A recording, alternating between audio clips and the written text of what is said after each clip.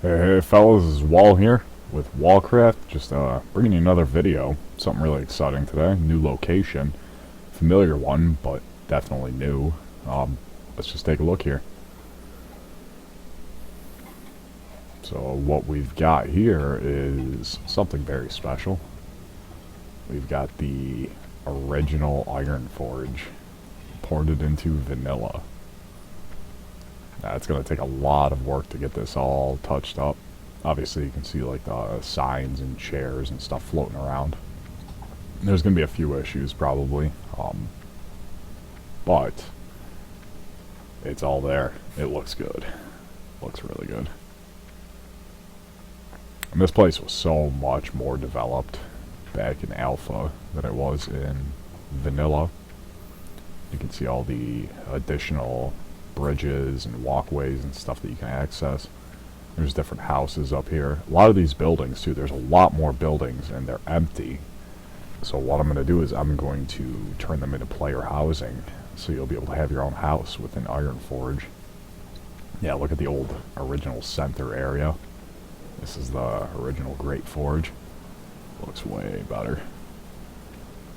You had all the NPCs. Obviously they're not in the correct place right now. They're just floating wherever they previously were, but yeah, this place looks so good. And obviously that's not all. If you've never been on Alpha or checked out Grender's project, you definitely should. This is the WMO of Ironforge from the original Alpha WoW. But let's take a look here. This is probably one of my favorite places inside this whole thing, and it looks so cool. There's a lot of potential, a lot of cool things we can do. Let's find it. Somewhere around here. Oh yeah, right here. So check this. This is the original Ironforge elevators. There's two of them. One that goes down. Yeah, the following is... I haven't redone the map, so... that was a bit funny falling. Yeah, this is the original old Ironforge. You take the elevator right down to get to it, and this is where the king would be. I put this table here so I could teleport players down here. So I haven't. If you stand on an object when you haven't done any mapping, you can just stand on top of an object that you spawn to teleport people around. Otherwise, they fall through the floor. But yeah, I'm gonna put the throne and the king there, and all the original lights and all the stuff, and do a lot of dressing up for vanilla, as opposed to just backporting all the stuff from Alpha or trying to replicate Alpha. It's going to be for vanilla, so obviously they have all the vanilla, amenities and quests and whatnot, plus a lot more stuff, lot more new stuff. The Ironforge WMO and the Stormwind WMO are both huge. So even the Alpha Ironforge is bigger than the normal Ironforge, and the Stormwind WMO has like half of the buildings are unused. So there's a lot of potential for player housing. Unfortunately, the Horde ones, not so much, so I'm going to have to do some custom expansions to add player housing to the cities, but Darnassus, Stormwind, and Ironforge have like 40 empty houses each. That's going to be really cool. Players are definitely going to appreciate that. No, those will just be available to players, and they'll have the same amenities. Obviously, they're going to be restricted in some way. Chances are it'll be like the top players for each race or something like that. This is the original gnome area. You would take the elevator down. There's, like I said, 2 elevators on each side of the ring up there. This is the gnome area. This is where the original gnome place would be. You'd probably have airplanes being loaded through. If you go down these paths, you're not supposed to be able to access these paths as a player, and you can tell that they're blocked off and you can't actually jump to them. But hold on. Fly on there. Yeah, these just go down to empty tunnels that go out below Ironforge. But I do have some plans for this trackway here. Likely this will be some sort of transportation system. And this could very well just be the deep run tram added. I could change the way that the instancing works for Deep Run Tram. Maybe once I get my new hardware set up, even edit the Deep Run Tram to connect it to this area, so it just flows naturally. But yeah, you would get up on the Deep Run Tram over here, and Tinkertown would be right around here. Chances are there'd be like some shops or something in here. I'm not really certain. I'd have to take a look. I haven't really explored too much on Alpha itself. Just ported over all of this stuff. Yeah, very cool find. Much appreciation to the people who did all the porting from the WMOs that hosted them. They ripped all the files out from the 0.6 alpha client and 0.9. There's some new other areas too that I'd like to discuss, but they're not currently implemented, so I wouldn't go... Oh yeah, let's see. I want to see where he flies. He's going to fly right through the friggin' wall because the flight paths aren't assigned. That's funny. The original Alpha Hellfire Peninsula is added in the game. It's not currently accessible because of the way that it's set up on the map. It's like all the way over here. It's like somewhere in the Great Sea. Gilligam's Island and the Isle of Dr. Lepidus are both in, but I have to put them in an instance, or I have to wait for my new hardware to get all built so I can start doing some work with better tools. Luckily, I'm going to have to compile the new Nugget Red and work with that. In regards to that as well, I'm going to need to do a little bit of work on Hellfire. Chances are I'm going to put it in an instance and not on the same continent map. Somebody just stuck it over here instead of a new map.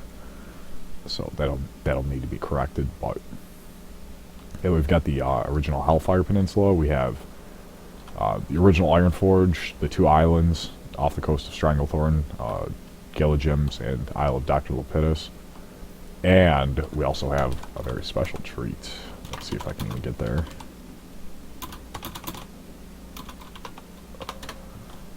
Yeah, here it is.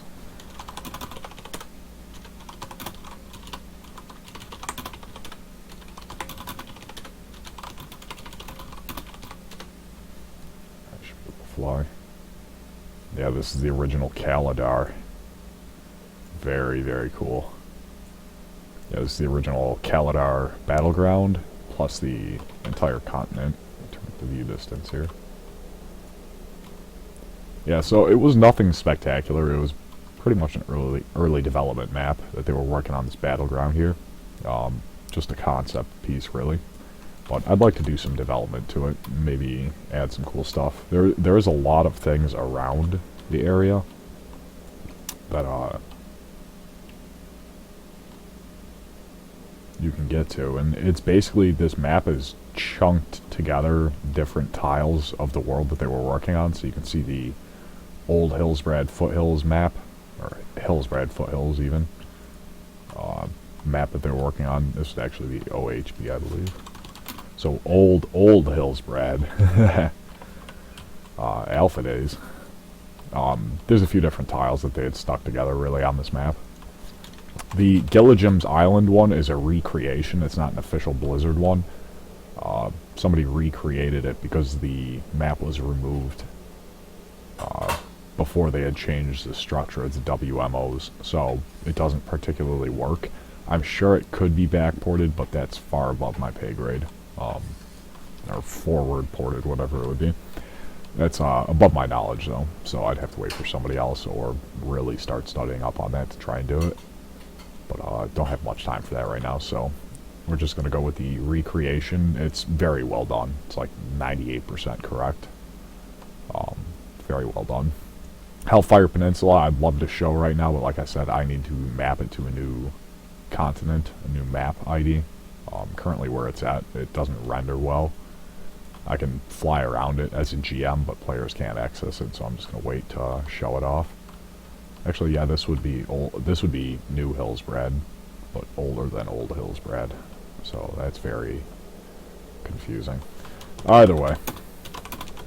And of course, did a little bit more work this week. We mapped out the area IDs for Ironforge Airport.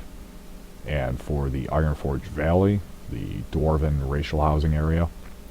Obviously, I've added the flight path to the Ironforge airport that connects to Ironforge and is a pass-through point. This teleport is probably not going to work because I've been flying around as a GM. Yeah, let me relog real quick. Make this teleporter work. Yeah, sometimes when you fly around as a GM, portals stop working. Game doesn't know where you currently are.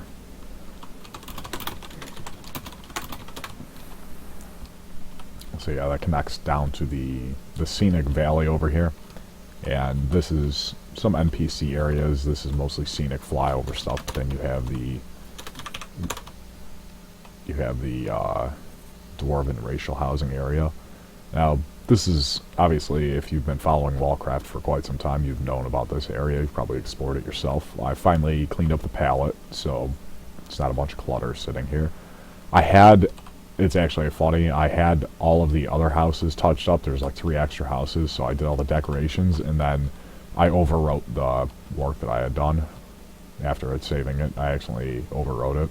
So that set me back like an hour, and I was debating redoing it, but I'll just do that another time. It's these 4 houses over here that don't have external decorations yet. They will, though, next time I get a chance. I just gotta put like the outhouses and all the little banners and stuff. You know, the cool stuff. I try and make them all look very unique, so obviously all the houses have a different vibe and a different feel.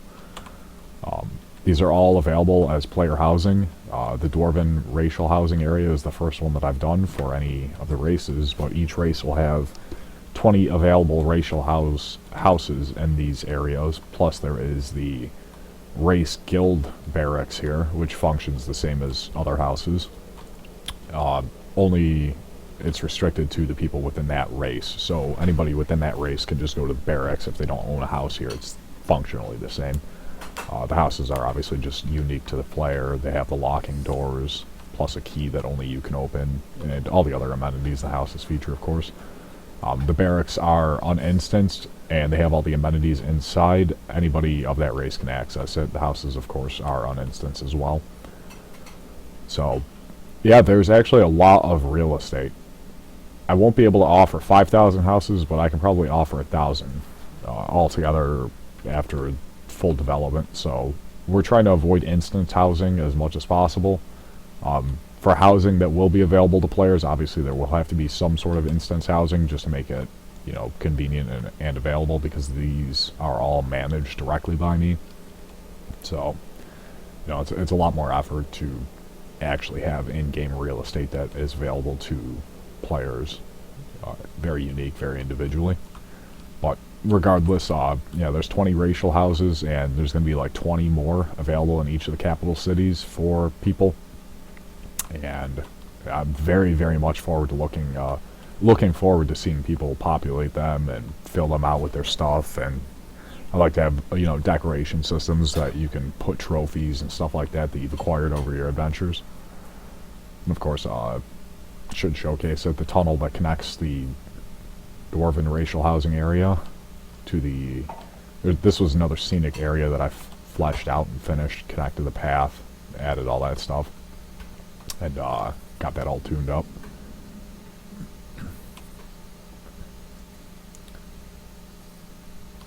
So this is looking really good. Really enjoying this right now.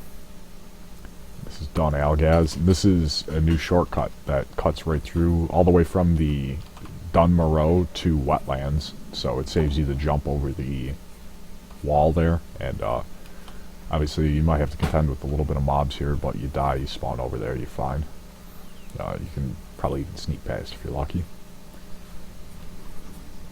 Yeah, very exciting. Carazon is... I still need a loading screen. I don't want to use one that has a TBC logo, though, so I'm waiting to get that one. Carazon's fully ported. I was working on getting the last missing texture, the organ. Still can't find it, but I've got all the banners and all the drapes. Carazon 99.9% done in terms of model and texture.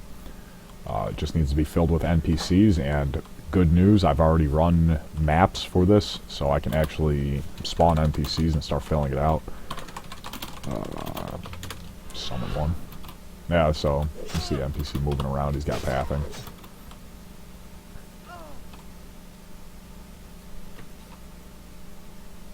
See which way he goes. And he's coming. Yeah, man, that's gonna feel so good once I get this place all filled out. It's going to be like the TBC Kara, but obviously tuned for level 60. It's gonna be a 20-man raid, and there'll probably be some new mechanics, something like that. But regardless, you know, there's gonna be a lot of familiarity with it. That's pretty much all I've got for today. I'll keep you updated, keep you posted on the progress with Old Ironforge. Very likely over the next 2 weeks I'm just going to be working on that exclusively. But I'll be doing a lot of touch-ups and different things. I'd like to showcase some of the work that I've done in the dungeons and to the new weather system updates. The weather system updates, if you haven't been following on the Discord, essentially when you're out in the open world, weather can affect you as a player. So it's very dangerous. You do need to take precautions during certain inclement weathers, whether it's heavily snowing or heavily raining. Even if it's light snow or light rain, you do have to have some protection, some precaution. So the survival skill that has been re-added is where that comes into play. As well, I've done some class updates, some class balancing, added the lower level ranks of Soulfire, which is now available at level 32. That's to facilitate better usage of the talent, obviously. And I've done some minor work to Shamans and Priests and Druids over this past week, just mostly tooltip corrections and touch-ups. I'll still be addressing, obviously, a lot of the other specs that haven't been touched yet. Frost Mage is probably coming next, either Frost Mage or Holy Priest. Still have Resto Shaman, Frost Mage, Holy Priest, Shadow Priest. Those are really the big four that are left, but Warlock Metamorphosis, that's on the back burner for now. The Demonology spec is totally fine without it, and obviously that will be in the game, you know, within the next month or two. It's just going to take some work with backporting models, so I'm waiting for new hardware for that. Whenever that is all set up, then, you know, we're good to go on that. What else did we do? I said something about the weather system. Oh, obviously the stat system. That's probably old news at this point, but if you haven't been following, the stat system has been reworked. Essentially, to briefly explain it in the simplest way possible, every class has different benefit from stats now. This primarily affects the 5 physical classes, 5 physical damage dealers, not so much Mage, Priest, or Warlock, but the other 5 classes all have different variety of stats that give them varying amounts of attack power. So, for instance, a warrior gains 3 attack power from stamina, 2 from strength, and 1 from agility. A paladin gains 3 attack power from intellect, 2 from stamina, 1 from strength. Shaman gains 3 attack power from spirit, 2 from intellect, 1 from agility. This system, it's mathematically perfect in a regard, in that there are 3 different main stats for each class. Each class has a unique set of the 3, and each of the 5 stats is not used more than 3 times across a class's attack power coefficients. So essentially every stat, like strength, stamina, agility, spirit, and intellect, each has a 3 AP, a 2 AP, and a 1 AP bonus for a specific class, all spread out across the 5. And obviously they're done in the way that's most intuitive, so some of them might seem a little bit confusing at first in terms of what stats you want to be stacking, but then once you notice the fact that the vanilla gear itself already has the correct stats, you'll realize that this is just perfect. It makes the stats on the gear itself that's already there, which is previously garbage for the most part, very, very good. Base stats are now much more valuable than secondary stats. I won't say more valuable, but they are just as valuable as secondary stats, whereas previously, you know, things like 2% crit on something was huge compared to whatever amount of agility or whatever. Much more valuable now. The stamina, the health bonus that you get from stamina has been increased, so now you gain 20 health for every point of stamina, And same with intellect, you'll gain 20 mana for every point of intellect, and this is for all classes. So having stamina is a little bit more weighty now, and this better scales out content and gear across all of the tiers. So going from tier 1 to tier 2, you'll notice the stamina gain will give you effectively 2,000 more HP, on a tank at least. In tier 3, full tier 3 warrior tank has approximately 10,000 health. A full tier 3 mage has approximately 5,500 health. So you can kind of see where the scaling comes into play. Obviously shaman tanks, druid tanks have a little bit more stamina in later game, and a little bit less in early game, same with their armor. I should say actually shaman has about equivalent armor, druid has a little bit more. Shaman scales up better over time, which something that people have been asking me lately is how is shaman tanking going to be handled. Shaman tanking is obviously already implemented, and if you haven't tried it, I would definitely suggest doing so. It's very natural and very fluid. It doesn't use any crazy stats on gear or any gimmicks. But one thing I would say is hold off on trying to tank as a shaman until you get level 40, when you can get mail and storm strike. That's definitely going to be a big deal, because you do want the armor bonus, and storm strike is really the bread and butter of your damage mitigation and your bonus threat. So it's something to consider. Anybody who's looking to play as a shaman tank, I would say you definitely can tank before then, but you have to be aware that you're going to take a lot more damage than other tanks up until 40. Once you hit 40, you get your mail gear, you have your earthen and armor talents, and you have storm strike. You're equivalent to a warrior or paladin in terms of damage mitigation, or druid, or a void lock. You know, all 5 tanks are very well balanced at that point, but shaman is a little bit of a late bloomer.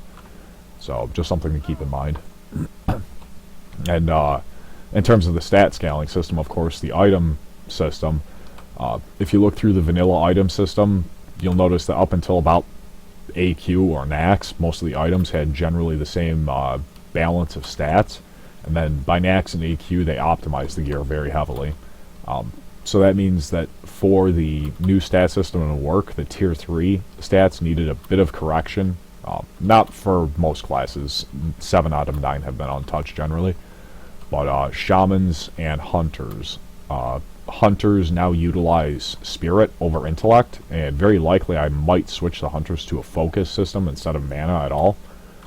Spirit will benefit that, but the way that hunters function now, they don't really need intellect pool, and spirit gives them attack power, whereas intellect doesn't, so their gear now has spirit instead of intellect. You'll notice a little bit lower of a mana pool as a hunter, but your mana regeneration from your Viper Sting effect and other miscellaneous things you have as a hunter's toolkit, you'll notice that it's just a lot better of gameplay now. Shaman tier 3 has spirit added. They had spirit on all of their tier sets up until tier 3, when their stats got optimized to not include spirit. Now spirit is the best stat for a shaman, so rejoice, because all of those blue level 55, 58 items that were like 30 spirit, 10 stamina, that were pretty much garbage, 30 spirit, 10 stamina, blue chest piece or something like that, male chest piece particularly. In default vanilla, that was garbage. Nobody would want that. Why would a shaman want that? But on Wallcraft, that is amazing for a shaman. 30 spirit chest piece with 10 stamina for a shaman, that's like 90 attack power, plus the regen, plus some stamina. It's very good. The balancing is supreme. I'll tell you that right now.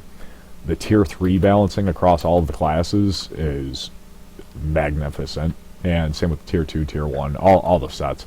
But in particular, tier 3, wearing the full 9-piece of tier 3, nothing else, you'll find that a warrior has approximately 9,000 health, I believe. Might be a little bit more, or a little bit less.